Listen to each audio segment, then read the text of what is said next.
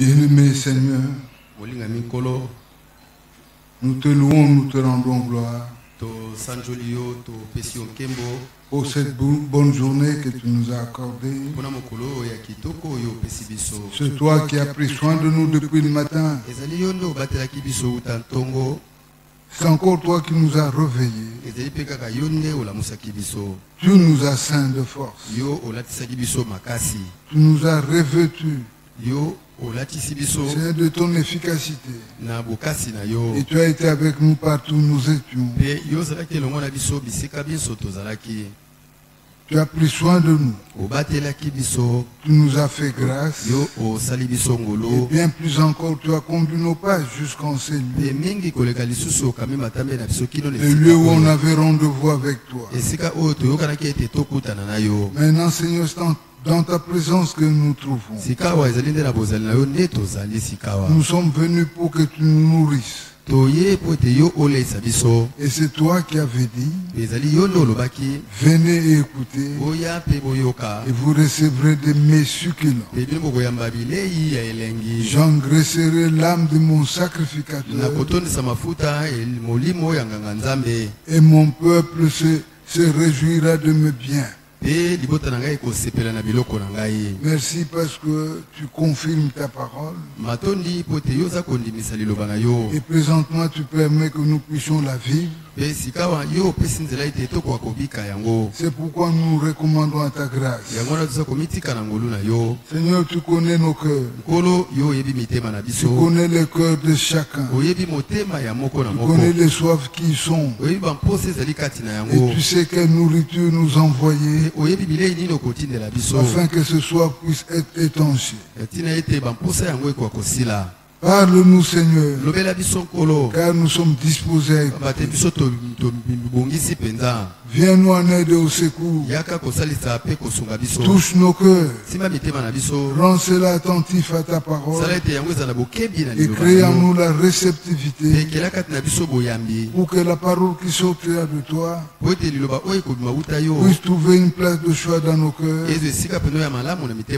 afin qu'elle agisse et qu'elle produise l'œuvre pour laquelle elle a été envoyée. Bénis chaque frère et chaque soeur. Bénis tout celui qui écoutera cette parole. Bénis les bouches qui vont parler. Et aussi circoncis ses cœurs, aussi ses lèvres, afin que ton action puisse être efficace dans la vie de chacun de nous. Tu connais les besoins qui sont dans le cœur. Tu sais que tous nous attendons à toi.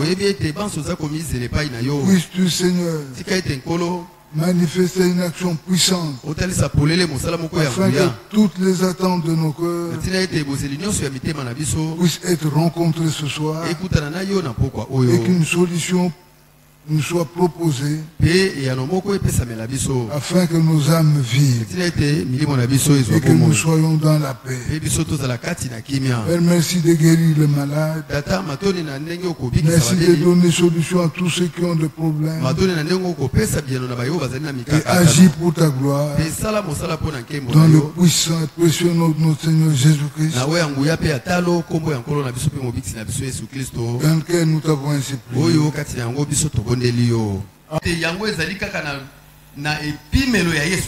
Parce que Jésus dit que je suis la porte.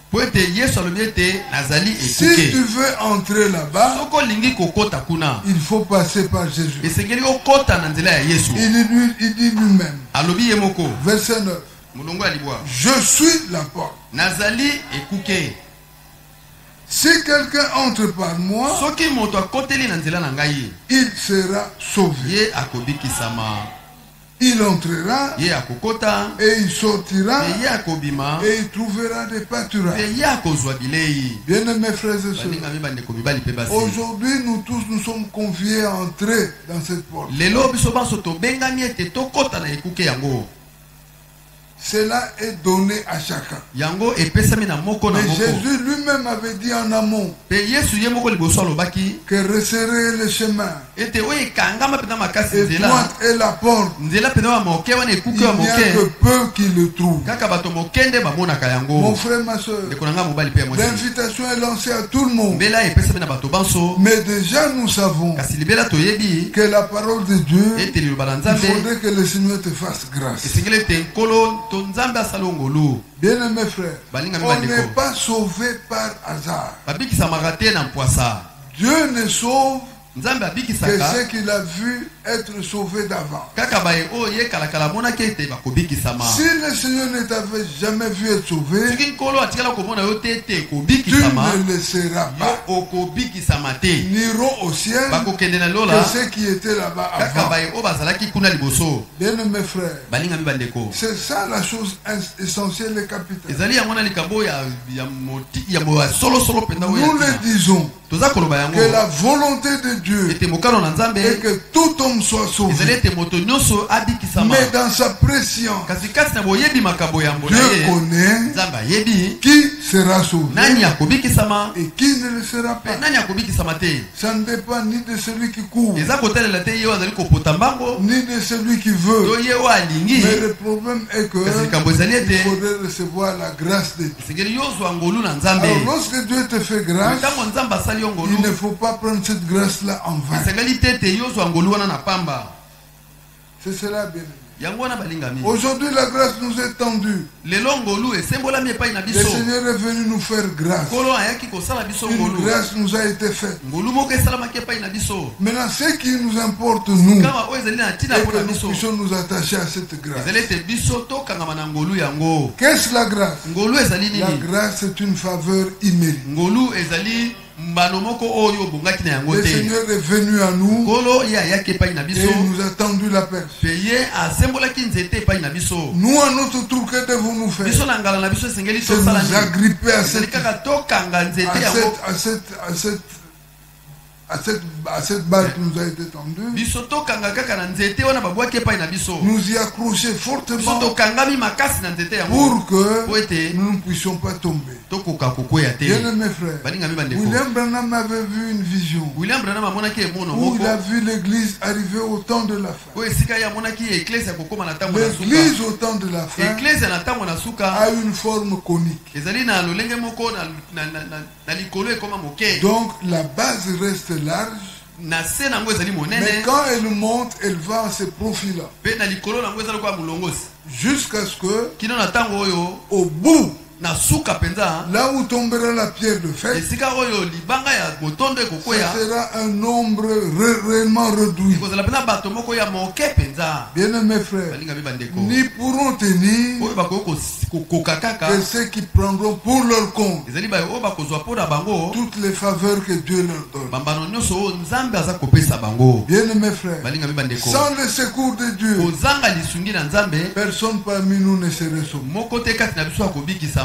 Matthieu 24 dit, Matayo tuku mibale na mine azali au koloba verset 24, na molongo ya tuku mibale na mine l'écriture dit là-bas, ekoma ezali koloba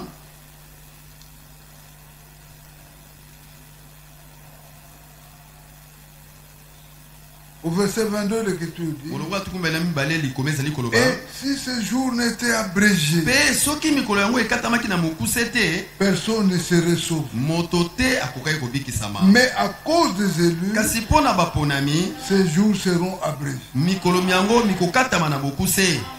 Il faudrait être élu esengeli ete ozala moponami pour avoir la certitude po ete ozala na bompenza qu'en ce jour-là, ete na mokolo wana j'y prendrai part. ngai nakosangana Mais na. comment saurons-nous que nous sommes élus? kasi tokoyeba ndenge nini ete tozali baponami. On a posé la question au prophète de l'heure. batunaki motuna epai ya mosakoli oyo ya ntango Frère oyo. Branham, est-ce que tu es un élu? Ndeko Branham, est-ce que yo ozali moponami?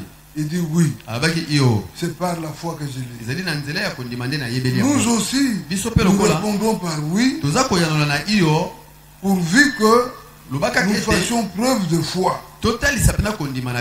Mon frère, ma soeur, la foi, ce n'est pas un sentiment. La foi, c'est une certitude qu'on a dans la parole de Dieu.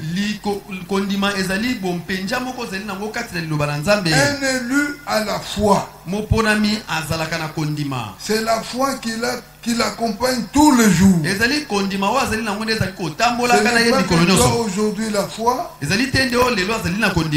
parce que tu as mangé bien, tu as beaucoup prié, alors tu te dis que non, en tout cas j'ai la foi. La foi, ce n'est pas une sensation. La foi est une révélation de la volonté de Dieu. Bien-aimés frères, la volonté de Dieu est exprimée dans les Écritures. Lorsque tu as foi à ce que disent les Écritures, alors dis-toi que tu es tout prêt. Oui, mon frère, on ne vient pas à l'église pour blaguer. On ne vient pas pour nous regarder. On ne vient pas pour marquer la présence. À ce jour-là, j'étais là, non? Et l'ancien m'avait vu. L'ancien ne fera rien du tout. Nous devons tous rendre compte au Seigneur de la manière dont nous vivons. Mon frère, ma soeur, aujourd'hui le temps est plus proche que lorsque nous avons cru. Nous avons cru peut-être il y a 30 ans, 40 ans. Mais aujourd'hui, les choses se sont plus rapprochées, que nous sommes certains que son retour est là. Alors, nous devons nous faire violence. C'est-à-dire nous priver de toutes choses qui ne nous apportent que du plaisir. L'Écriture dit, au temps de la fin, les hommes aimeront plus le plaisir que les saints. Mais alors, nous en tant que croyants, nous devons inverser l'équation. Nous devons nous priver du plaisir et nous rendre agréables au Seigneur. Alors, bien mes frères, le temps est plus que temps. Parce que tous les événements qui étaient annoncés comme précurseurs du retour de Jésus-Christ, nous avons Luc 21 que nous pouvons lire. L'Écriture dit, au verset 8, Jésus répondit, prenez garde que vous ne soyez séduits. Dans 2 Corinthiens 11, Paul dit, comme Ève fut séduite, je crains que vous aussi, vous ne puissiez y être. Qu'on vous détourne facilement de la simplicité de Christ. Bien-aimés frères, c'est seulement la chose qu'on aime le plus qui peut arriver à nous tenter, à nous séduire. Si quelque chose tu n'en éprouves pas le désir, ça ne te tentera jamais. Non. Mais quelque chose pour lequel on éprouve vraiment un sentiment de vouloir la voir, c'est à partir de cette chose-là qu'on peut facilement t'attraper. C'est pourquoi, bien mes frères et sœurs, le temps dans lequel nous vivons, c'est un temps où nous devons vivre dans une abnégation totale. Même si cela procure pour moi un gain, mais aussi longtemps que ça m'éloigne de la parole de Dieu, ça m'éloigne de mon Seigneur Jésus-Christ, j'oppose à cette chose-là une résistance farouche. Je n'en mourrai pas, mais au contraire, j'aurai sur moi l'approbation de Dieu. Paul en son temps a dit, tout ce qui était pour moi du gain. Ce n'est pas que Paul n'aimait pas ces choses. Mais il dit si bien que ça lui rapportait du gain. Mais à cause de l'excellence de Jésus-Christ. Bien-aimé frère, il a regardé cela comme de la boue. Savez-vous la boue, c'est que c'est quelque chose de répugnant. On la supporte difficilement. Quand tu es tombé dedans, regarde comment tu marches. Avec beaucoup d'attention. Parce que tu n'aimeras pas tomber dedans. C'est un peu ça, frère. Prenons conscience et croyons que le retour de Jésus-Christ est proche. Qu'est-ce qui peut nous séparer de l'amour de Jésus? Est-ce le mariage? Il y a des frères qui iront dans l'enlèvement ici sans être mariés. Même des sœurs qui iront. Ils pensaient bien que je vais pouvoir me marier. Mais l'enlèvement intervient, il paraît. Oui, c'est pourquoi Paul dit, à cause du temps qui est court, que celui qui est marié soit comme n'étant pas marié. As-tu une épouse? Ne cherche pas t'en séparer. Mais vis comme si tu n'en avais pas. À cause de la pertinence du temps. Nous devons aimer Jésus-Christ plus que toute autre chose. Même plus que nos vies propres. C'est ça ce que Dieu réclame. Bien aimé frère, Jésus-Christ a dit un jour dans les évangiles que celui qui met la main en charrue et qui regarde derrière n'est pas digne de moi. Celui qui aime sa vie plus que moi, il n'est pas digne de moi. Comprenez un peu ce que cela veut dire. C'est pour dire que Jésus-Christ veut que l'amour qu'on lui donne soit un amour complet. Que ce soit un amour plein. Plus que toute autre chose. Oui. Mais si j'ai posé la question à la congrégation ce soir, qui aime Jésus-Christ dans tel amour? Je m'attends à voir toutes les mains levées. Mais est-ce qu'en réalité c'est ça? Tu peux, aujourd'hui on te pose la question, ou alors on te dit, on te pose une question. Est-ce que tu aimes Jésus-Christ? Nous nous empresserons de dire oui, frère. Mais si à contrario, c'est-à-dire si on te demandait autre chose que cela, c'est-à-dire on te disait si tu l'aimes réellement, alors accepte de devenir chômeur. Tu verras combien les gens vont se rétracter. Je ne dis pas que c'est juste un exemple que j'ai pris. Alors bien mes frères, comprenons et sachons que le temps est parti. Ce n'est pas un temps où nous devons nous livrer à quoi que ce soit. Une fois je suis étonné, le culte vient de terminer, nous sortons là.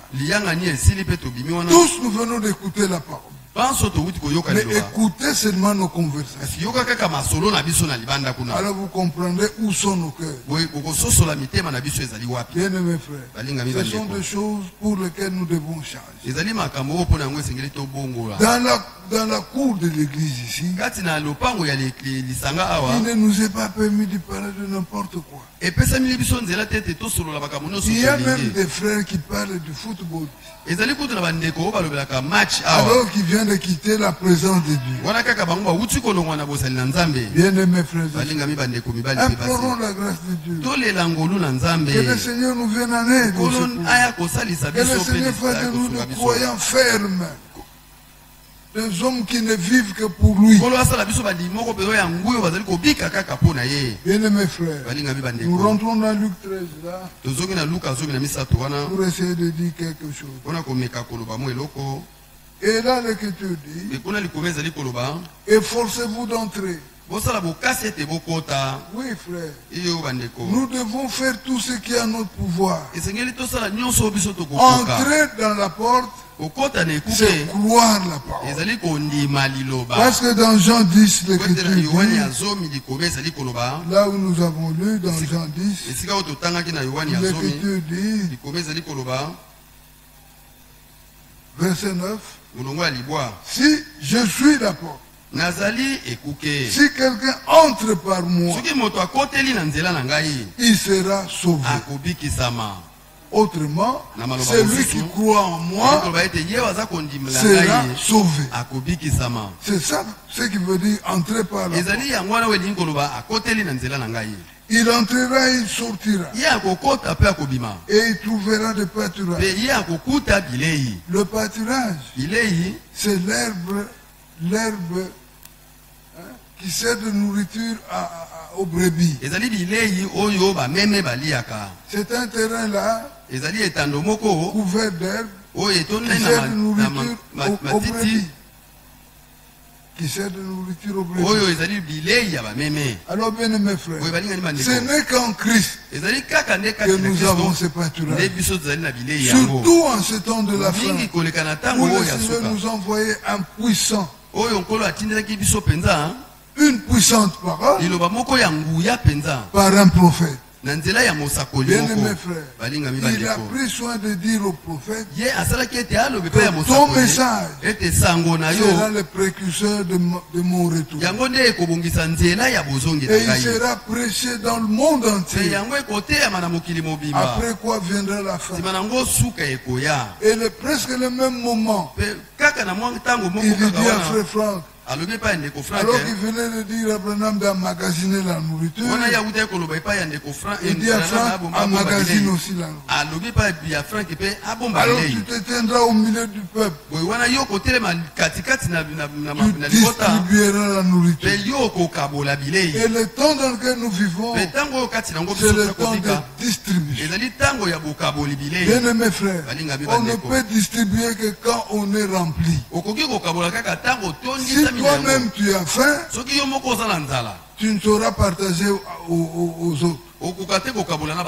Mais nous en avons un profit. Le Seigneur a fait que le temps dans lequel nous vivons, que nous soyons engloutis de plusieurs prédications, de la nourriture du temps de la fin. C'est pourquoi nous aussi, nous assistons à la distribution. Ne suivez pas des histoires de gens qui disent que nous avons la nourriture distribuée. Qui lui a donné ça? Il distribue quoi? Bien mes frères, nous distribuons de la part du Seigneur. Le Seigneur a établi sur nous un serviteur fidèle et prudent. Lui nous donne et nous aussi, à notre tour, nous le donnons. Par la même réaction, nous assistons tous à la même action. Alors bien mes frères, nous ne distribuons que parce que nous en avons beaucoup. Regardez, nous sommes dans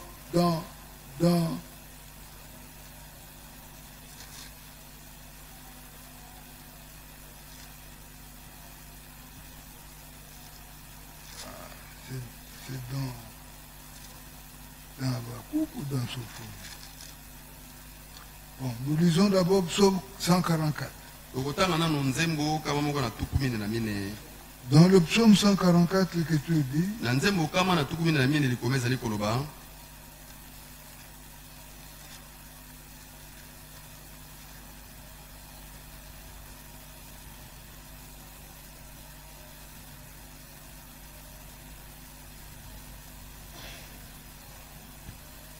Psaume 144, verset 13. Nos greniers sont pleins. Connaissez-vous le grenier?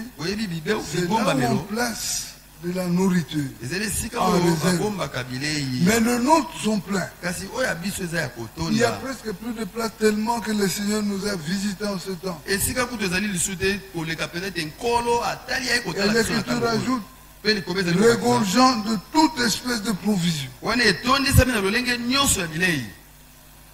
Nous avons des provisions en abondance. Et c'est ce qui fait que nos troupeaux se multiplient par milliers.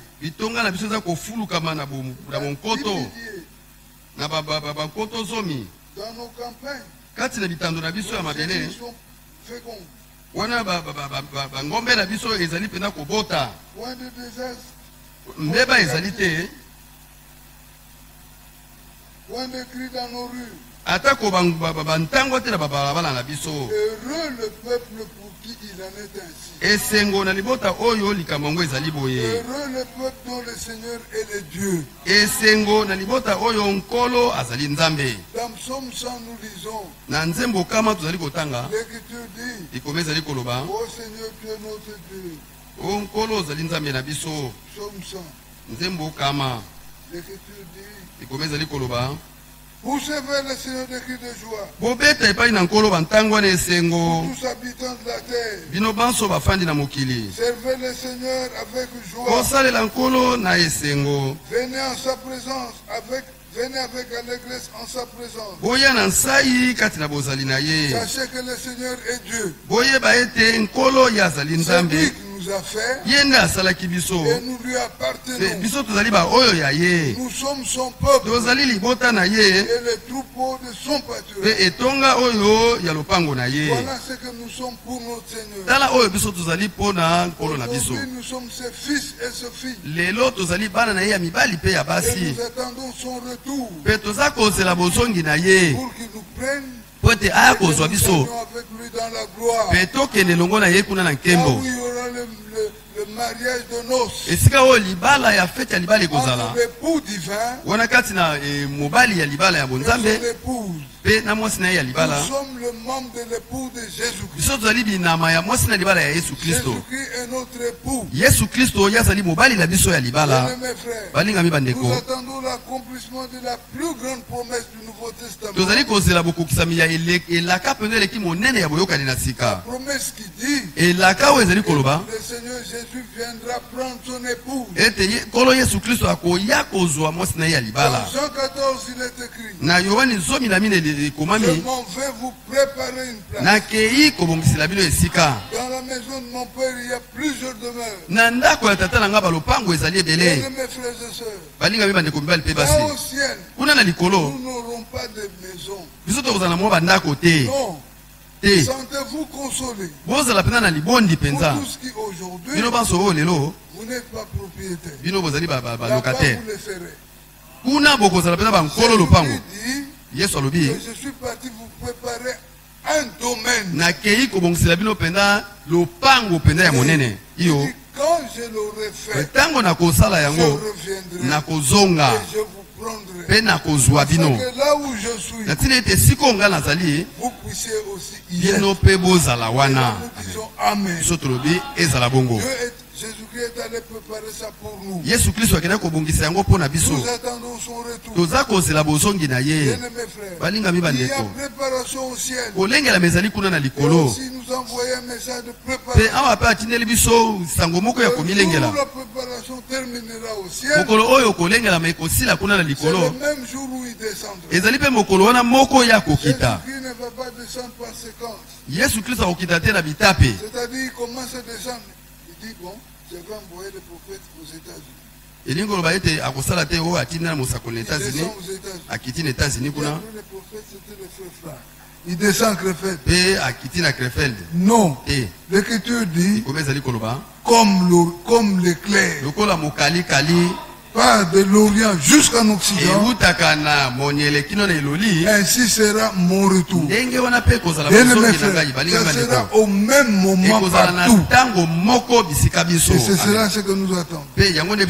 Pour ce faire, nous voulons nous préparer. Nous-mêmes, nous sommes incapables. Alors nous nous recommandons à lui. Nous lui disons, Seigneur, prépare-nous. C'est le Seigneur qui connaît ce qu'il nous faut. La question qui nous incombe, c'est que nous puissions être des enfants obéissants. Nous ne contredisons pas Dieu. Nous le croyons au mot. Nous lui donnons raison en tout. Dès qu'une écriture sort, nous reconnaissons que c'est la volonté de Dieu. Nous nous plions. Nous ne cherchons pas à entrer en contestation. Non, bien-aimés. Nous disons Dieu est plus grand que nous. Que l'honneur lui revient. Alors bien aimés frères, là dans Luc,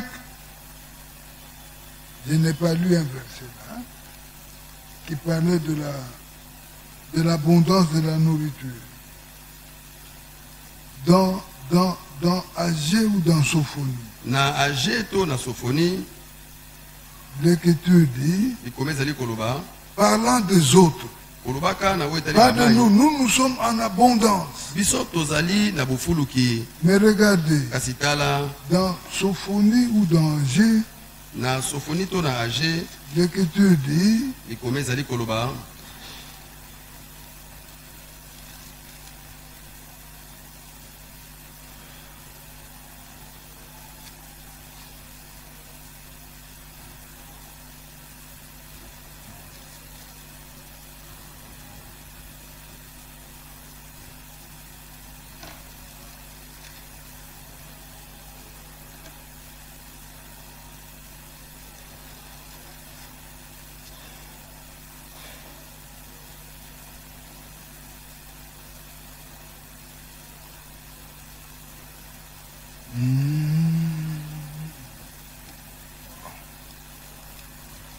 c'est un verset qui m'a échappé là.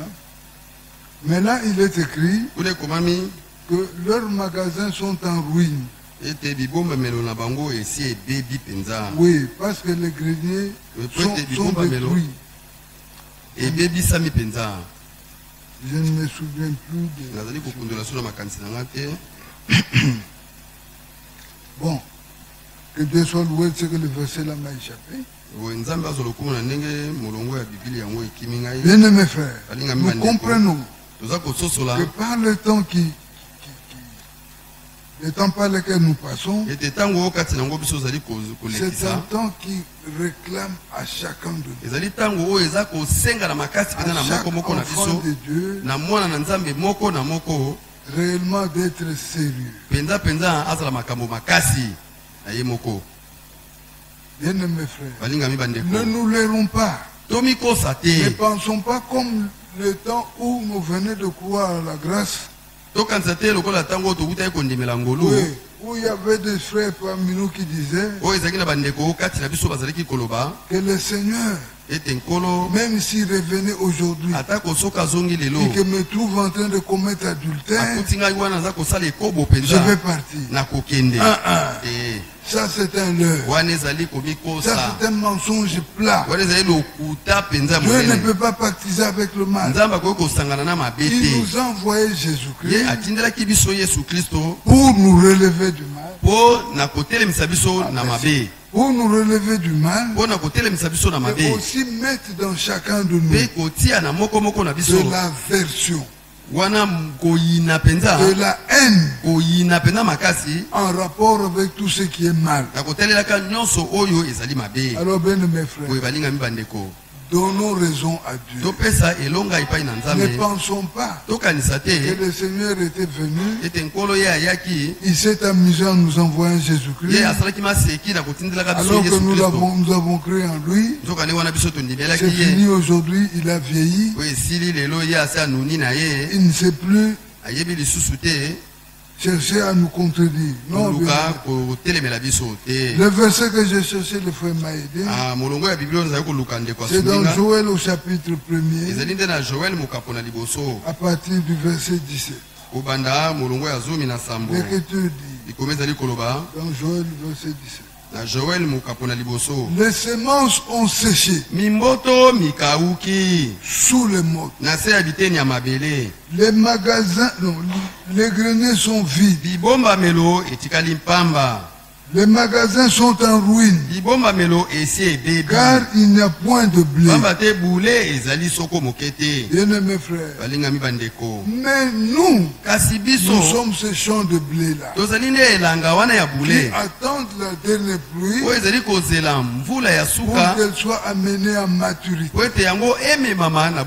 Du temps de William Branham, il avait vu ce champ-là être ensemencé par deux semences différentes.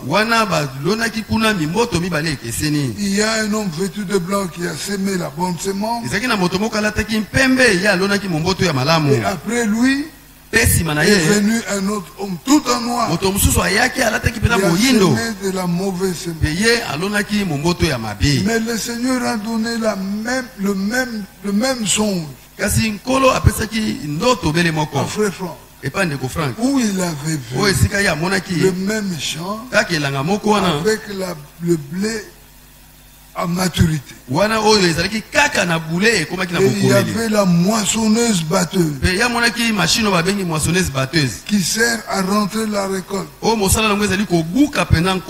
pour essayer de rentrer la récolte. Et le champ qu'il avait vu ne comportait qu'une seule semence. C'était le blé.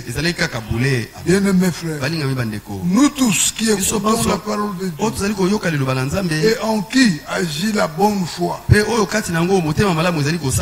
aussi la pertinence de pouvoir vivre l'accomplissement des Écritures.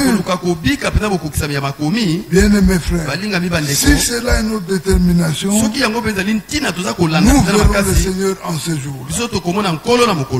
Parce que Walt Frank a demandé au Seigneur, Père, je te prie, que tous ceux qui écoutent ma parole, ta parole, par ma voix, s'ils croient, que je le retrouve en ce jour. Oui, frère. Mais le problème est que nous devons montrer la détermination. Parce que le ciel, ce n'est pas un pique-nique où on va y aller comme si on allait au stade. Non, oui, non. Nous devons être des hommes sérieux. Et nous devons manifester notre sérieux par notre marche et aussi notre conduite. 1 Pierre, 2 Pierre 1 au verset 3e.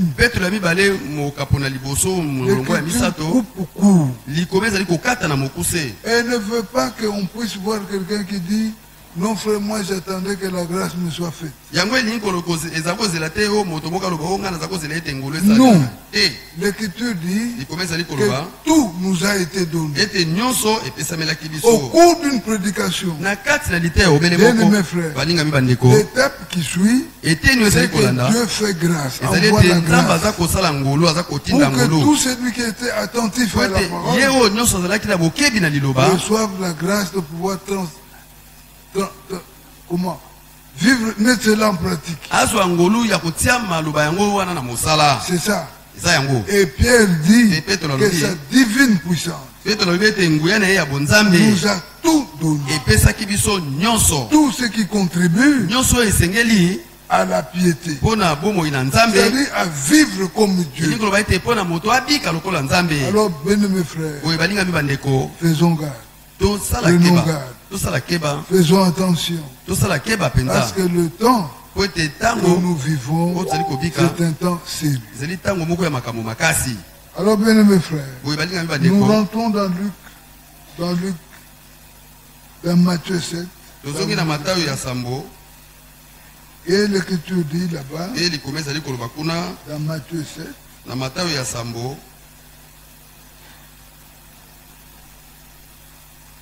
Au verset 15 de l'Écriture dit,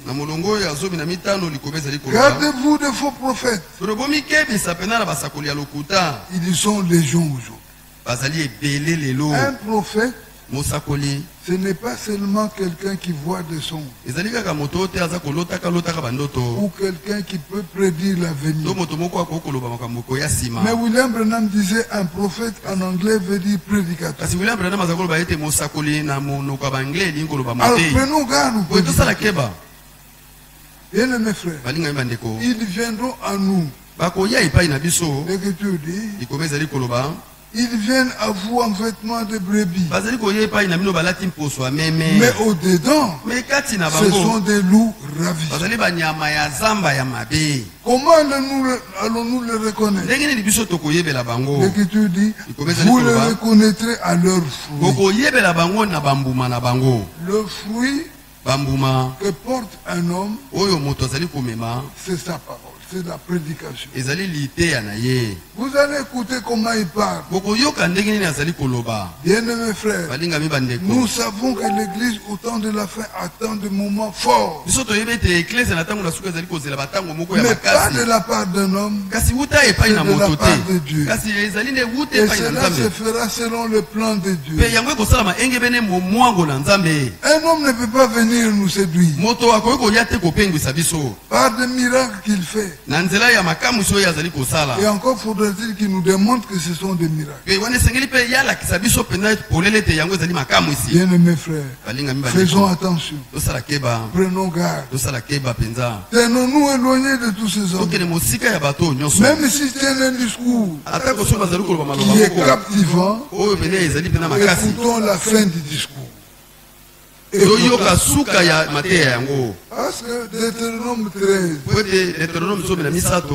dit que si un homme vient à toi et qui s'est déclaré prophète, s'il te dit des choses qui s'accomplissent, il ne faut pas tout de suite le suivre. Mais si ce qu'il t'a dit là arrive à trouver son accomplissement et qu'à la fin il te dit allons vers d'autres dieux, tu n'écouteras pas ce prophète. Tu vas te détourner de lui. Nous ne connaissons qu'un seul Dieu qui est aujourd'hui notre Père, qui est aussi la parole. Bien mes frères, il ne change ni en nature, ni dans sa façon de faire. Ce Dieu-là nous a promis, de par la Bible, qu'au temps de la fin, nous verrons son zèle, les zèles pour son peuple. Il se tiendra debout et accomplira de grandes choses. Nous sommes, bien aimés, nous sommes apaisés. Nous sommes tranquilles. Parce que nous nous confions en lui. Tu ne peux pas venir aujourd'hui essayer de nous troubler. Nous ne nous laisserons jamais. Bien mes frères, tout ce que tu auras pu produire, si ce sont des miracles, Dieu en fait autant. Cela ne nous bouscule pas. Mais si tu tiens un discours tel que à la fin, tu vas nous détourner de ce Dieu-là, c'est nous qui allons nous détourner. Alors bien mes frères, le verset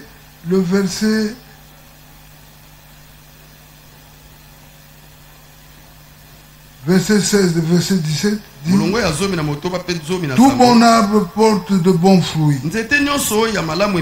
mais le mauvais arbre porte de mauvais fruits. Cela veut dire que si tu es un véritable croyant, tu ne vas pas produire de fruits. Le croyant ne produit pas le fruit. Celui qui produit le fruit, c'est Dieu. Nous sommes un arbre fruitier. Nous allons le porter. Oui. nous n'allons pas produire. Alors bien mes frères, ne pensons pas que nous allons produire de fruits. Non, nous les porterons. Mais nous faisons remarquer une chose, que si tu es un croyant, les fruits que tu vas porter seront des fruits de la foi, des fruits qui prouvent que tu crois la parole. Oui, bien aimé. Parce que ça sera incompréhensible que tu puisses produire des fruits qui sont contraires à la foi. Verset 19. Tout arbre qui ne porte pas de fruits, de bons fruits, est coupé et jeté au feu. C'est ce que nous attendons au temps de la fin ici. Ou dans Matthieu 13, l'Écriture dit, Matthieu 13, vers la fin là, au verset 41, l'Écriture dit, le Fils de l'homme enverra ses anges qui arracheront de son royaume tous les scandales et ceux qui commettent l'iniquité. Bien mes frères, quand tu es croyant, il y a certaines choses qui te sont interdites. Tel que causer le scandale, tel que faire l'iniquité. L'iniquité veut dire connaître le bien à faire, mais tu ne le fais pas. Si tu agis de la sorte, dis-toi bien que tu es inique. Et l'Écriture dit, les anges là, ils jetteront ces scandaleux et ces iniques dans le feu, dans la fournaise, où il y aura des pleurs et des grincements de dents. Alors, le juste resplendiront comme le soleil dans le royaume de leur Père. Bien-aimés frères, soyons tentés par ceci. Soyons réellement dominés par ça. Ayons en nous cette soif-là de pouvoir un jour que cette écriture s'accomplisse dans nos vies. C'est très bientôt là. Alors bien mes frères, tenons-nous loin de tout ce qui est distrait. Tout ce qui te distrait, détourne-toi de ça. Ce n'est pas une urgence pour toi. L'urgence pour toi, c'est vivre la parole. Que celui qui a des oreilles pour entendre, entend. C'est à nos oreilles qu'on a dit ça. Et manifestons que nous avons des oreilles.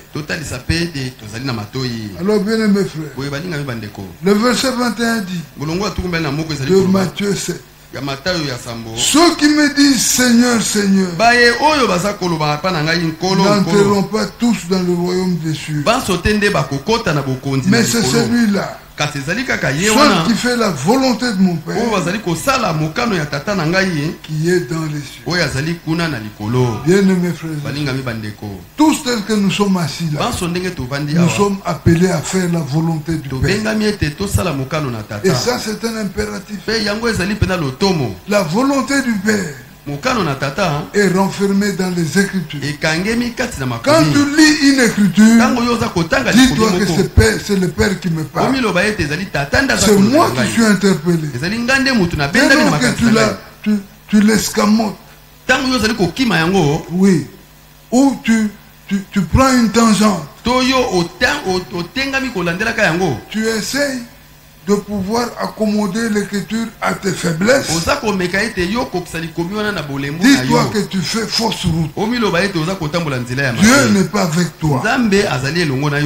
Si tu es un fils de Dieu, arrête-toi et reviens.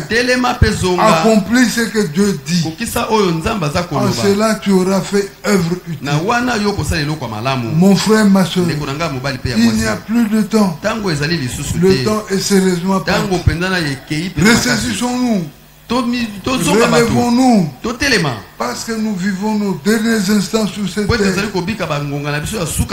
Nous allons terminer par Luc 21. Nous continuerons après, peut-être à une autre occasion. Dans Luc 21, l'Écriture dit, au verset 11, là la Bible dit, verset 8 d'abord, Jésus répondit, prenez garde que vous ne soyez séduits. Oui, bien-aimé, la séduction est possible en cette heure. Et ne pourra atteindre que les hommes qui se laisseront frapper par elle. Mais pour tous ceux qui sont avisés, bien mes frères, ils se tiendront éloignés de ça. L'Écriture dit, car plusieurs viendront à mon nom, disant c'est moi, et le temps approche. L'Écriture nous avertit. Ne les suivez pas. Nous aussi, nous n'allons pas les suivre. Quand vous entendrez parler de guerre, verset 11, il y aura de grands tremblements de terre. Cela, nous le voyons presque chaque jour. Il y a eu tremblement de terre en Espagne. De l'ordre de, on donne à peu près l'ampleur du tremblement de terre.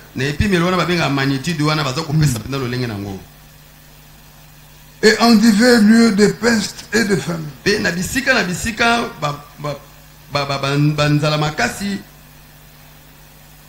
Au Congo, ici, il y a la famine. Et il y a une différence entre la famine. Ça, c'est la famine de l'ordre naturel. Ce n'est pas la famine dont parle Amos 8. Amos 8 parle de la famine que Dieu va envoyer pour l'écoute de la parole. Mais ça, c'est une famine qui consiste en ce que les gens auront difficilement à trouver de quoi manger. Et l'Écriture dit des pestes. Dans notre temps, nous en avons connu une. La peste, par le temps passé, c'était une maladie qui a sévi le monde. Elle avait réellement réduit le monde presque à un mouroir. Elle a causé de forts dégâts. Alors depuis ce temps-là, on taxe de peste toute pandémie, toute épidémie qui cause un nombre impressionnant de morts. Et aujourd'hui, dans cette planète ici, dans ce monde, nous avons connu une épidémie qui s'est transformée en pandémie. Parce que lorsqu'une maladie atteint un pays, ou quelques régions de ce pays, on l'appelle épidémie. Mais quand elle traverse des régions, en touchant plusieurs pays, et en semant plusieurs dégâts, elle quitte le terme de pandémie, d'épidémie, et elle devient une pandémie. Le coronavirus est une pandémie. Elle a semé des dégâts impossibles au point de réduire toutes les grandes nations. Et les ont réduit, il a réduit ces nations-là comme étant de petites. Aujourd'hui, entre les États-Unis et le Congo, nous les dépassons. Oui. Parce que nous avons été gardés par le Seigneur. Mais eux, ils ont touché au désarroi là. Bien mes frères, c'est quoi? C'est le signe qui annonce le retour de Jésus. L'Écriture dit, quand vous verrez ces choses commencer à arriver, que ferez-vous? Levez vos têtes. Nous devons lever nos têtes. Nous devons prendre garde. Parce que le retour de Jésus-Christ est annoncé. Et c'est un retour qui est imminent. Qui appelle de toi et de moi une certaine manière de vivre. Nous devons être des hommes disciplinés. Nous devons être des hommes récusant toute espèce de mal. Tout ce que Dieu condamne, nous aussi nous le condamnons. Tout ce que Dieu récuse, nous aussi nous le récusons. Tout ce que Dieu approuve, nous aussi nous l'approuvons. Parce que nous sommes le peuple de Dieu.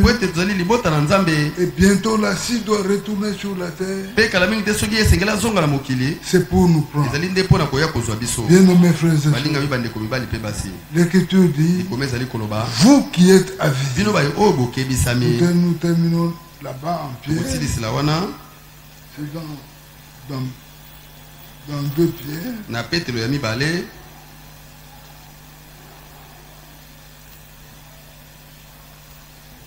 2 Pierre 3 à partir du verset 17. Vous donc, bien-aimés, qui êtes avec, c'est-à-dire avisés, mettez-vous sur vos gardes. Alléluia. Nous devons nous mettre sur nos gardes. De peur qu'entraînés par l'égarement des impies, vous ne veniez à déchoir de votre fermeté. Mais croissez dans la grâce et dans la connaissance de notre Seigneur et Sauveur Jésus-Christ.